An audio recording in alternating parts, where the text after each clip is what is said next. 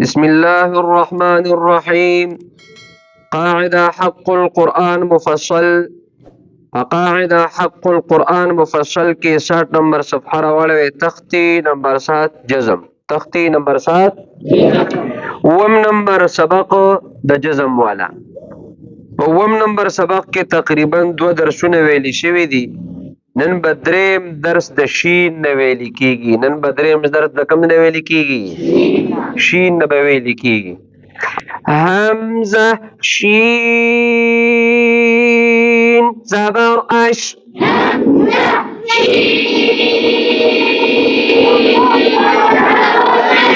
همزه شین زیر ایش.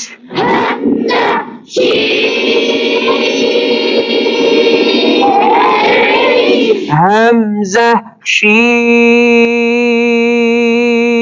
پیش اوش.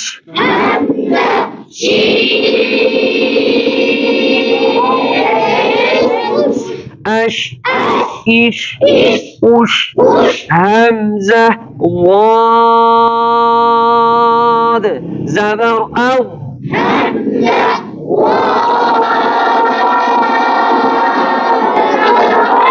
همزه ضاد زیر او.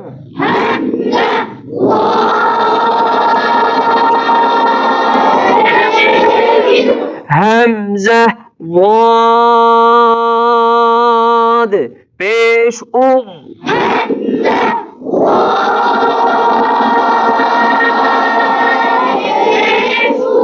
او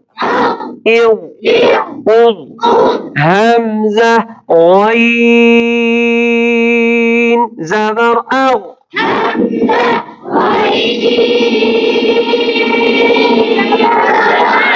همزه غین زیر او.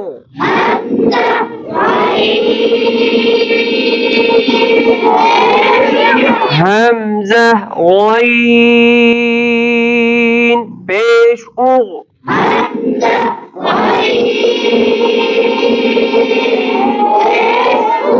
او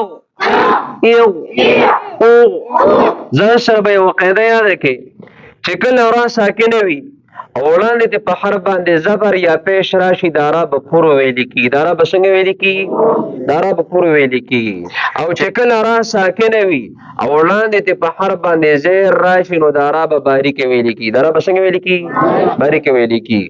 خو سره د یو درې شرطونو نه. سره د یو درې شرطونو نه. دې شرطونه دا دي چې د دې رای ساکنه نه وړاندې کوم زیر راغلی دی دا زیر به سره په یو کلمه کې راغلی وي. دا زیر به سره په یو کلمه کې راغلی وي. که چېرې دا زیر د دې رای ساکنه نه په بله کلمه کې راغلی وي جدا کلمه کې راغلی وي بیا به دا را باریکه نه ویلې کېږي. بیا به دا را پور ویلې کېږي. بیا به دا را څنګه ویلې کېږي؟ بیا به دا را پور ویلې کېږي. دویم شرط ورله دا دی چې دا زیر به اصلي وي. دا زیر به څه وي؟ دا به اصلي وي. دا به عارضي نه وي. که دا زیر عارضي و بیا به را پور ویلې کېږي. بیا به را څنګه ویلې کېږي؟ بیا به را پور ویلې کېږي. باریکه به نه ویلې کېږي. او دریم شرط ورله دا دی چې د دې رای ساکنه نه به وروستو حرف مستعلیه نه راغلی. وروستو به د حرف مستعلیه نه راغلی. یا داسې وایه چې دا را ساکنه به د حرف مستعلیه نه وړاندې نه راغلی. چې دا را ساکنه به د حرف مستعلیه نه وړاندې نه راغلی. نو چې د رای ساکنه نه وړاندې زیر راغلی وي دا زیر اصلي وي. دا زیر په بیله کلمه کې نه راغلی او د دې رای ساکنه نه وروستو حرف مستعلیه نه راغلی نو دا را به باریکه ویلې کېږي. دا را به څنګه ویلې کېږي؟ باریکه به ویلې کېږي. همزه را زبر او. همزه را زیر ایر. همزه را پیش او. ار ایر اور. همزه فا زبر اف. همزه فا زیر ایف. همزه فا پیش اوف. اف ایف اوف. همزة ميم زبر ام.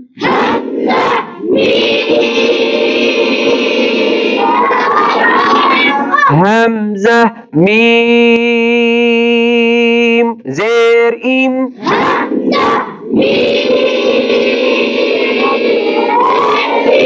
همزة ميم پیش ام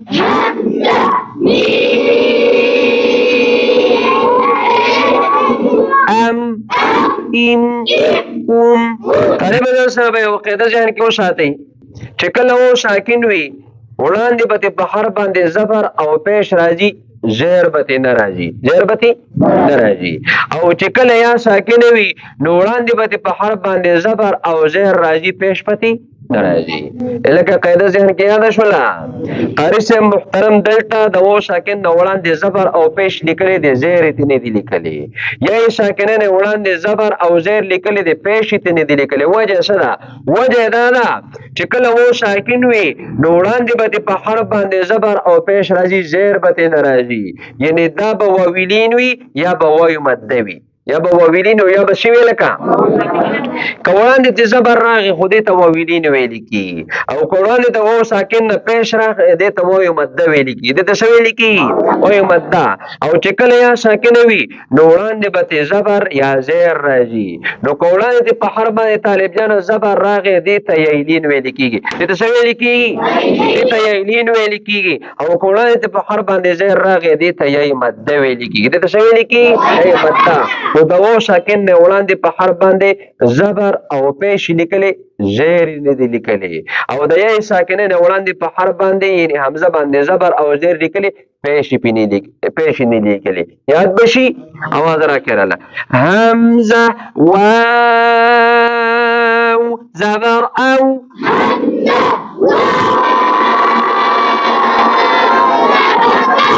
همزه واو پیش